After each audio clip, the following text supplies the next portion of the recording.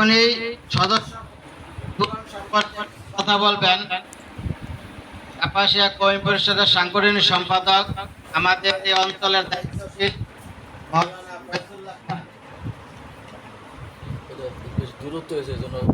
টানে نحمده ونصلي على رسوله الكريم أما بعد أعوذ بالله من الشيطان الرجيم بسم الله الرحمن الرحيم وتعاونوا على البر والتقوى ولا تعاونوا على الإثم والعدوان صدق الله مولانا العظيم محترم উপস্থিতি